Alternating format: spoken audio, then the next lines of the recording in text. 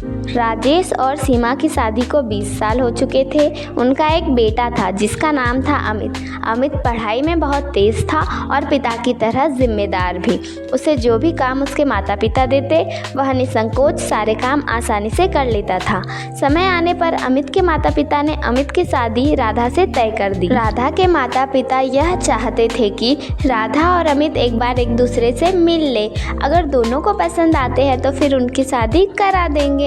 अमित के माता पिता ने भी हामी दे दी। फिर 2 दिन बाद अमित राधा से मिलने उनके घर जाता है। राकेश और सविता अमित का स्वागत करते हैं और अपनी बेटी राधा को अमित से मिलने के लिए बुलाते हैं। राधा और अमित एक दूसरे से बातें करते हैं। वह दोनों अपनी छोटी मोटी बातें एक दूसरे से शेयर करते हैं। दोनों ने एक दूसरे को पसंद कर लिया था। राधा एक सरल स्वभाव की लड़की थी जो अपने माता पिता का एकमात्र सहारा थी। शादी के बाद जब राधा ससुराल आई तो उसे घर के नियम कायदे कानून सीखने थे।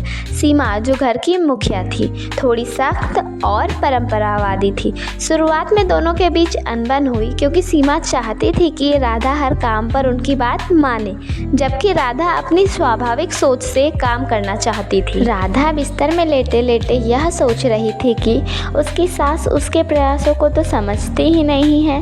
उतनी देर में अमित कमरे में आया और राधा को सोता हुआ देख राधा से पूछा, क्या हुआ राधा, तुम ऐसे क्यों सोई हो? तबीयत खराब है क्या तुम्हारी? कैसा लग रहा है तुम्हें?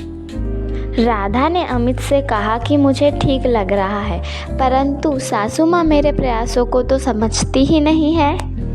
उसके बाद अमित ने कहा कि तुम ज़्यादा टेंशन मत लो, एक दिन सब ठीक हो जाएगा। उधर सीमा राजेश को यह बता रही थी कि राधा घर की मर्यादाओं का सम्मान नहीं करती। घर के छोटे मोटे झगड़ों ने राधा और सीमा के बीच दूरी पैदा कर दी। पर कहते हैं ना, समय के साथ साथ परिस्थितियां बदलती रहती है। एक दिन अमित की तबीयत अचानक ख़राब हो गई।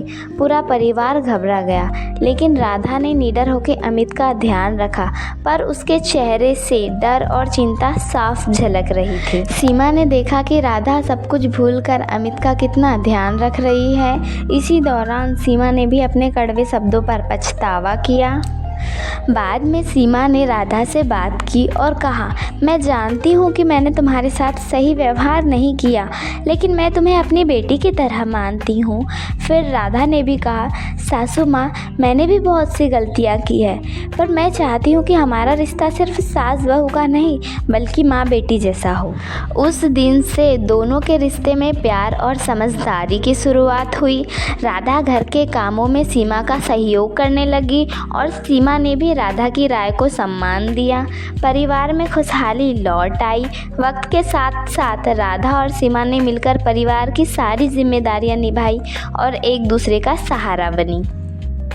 राधा और सीमा एक अच्छे दोस्त बन गए। वह दोनों अपनी सारी बातें एक दूसरे को बताने लगे। उनकी दोस्ती और प्यार पूरे घर के लिए प्रेरणा बन गया।